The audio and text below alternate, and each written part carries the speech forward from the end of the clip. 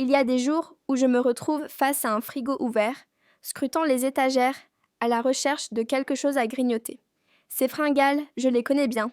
Elles surgissent souvent quand je m'y attends le moins, et je me demande comment les éviter.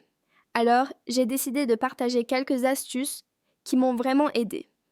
Tout d'abord, la clé réside dans l'alimentation équilibrée. Je me suis rendu compte que si je ne mange pas assez de protéines, de fibres et de bonnes graisses, je suis plus enclin à avoir des fringales.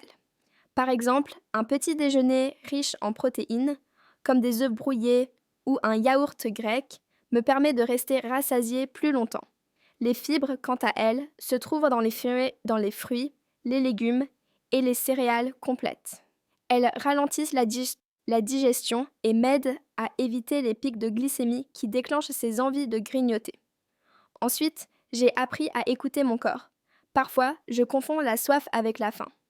Avant de céder à une fringale, je prends un verre d'eau et j'attends un peu. Souvent, l'envie passe. Si je ressens toujours cette faim, je me demande si c'est vraiment un besoin physique ou si c'est juste une envie émotionnelle. Dans ces moments-là, je me concentre sur d'autres activités, comme lire un livre ou faire une promenade. Cela me permet de détourner mon attention et de ne pas céder à la tentation.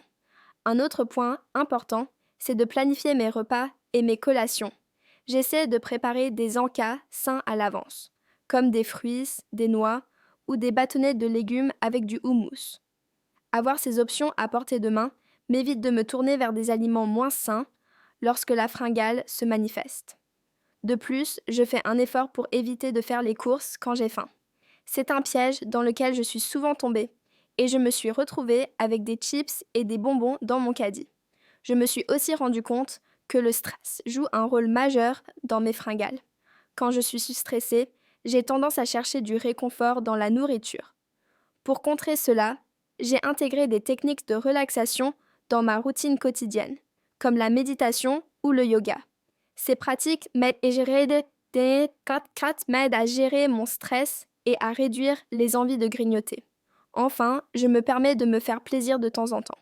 Interdire complètement certains aliments peut mener à des frustrations et à des craquages.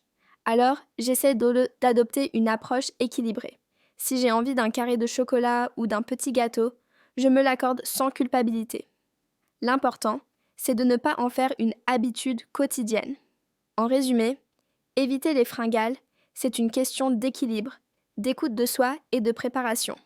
En intégrant ces petites habitudes dans ma vie, j'ai réussi à mieux gérer mes envies et à me sentir plus en forme. C'est un chemin, mais chaque pas compte.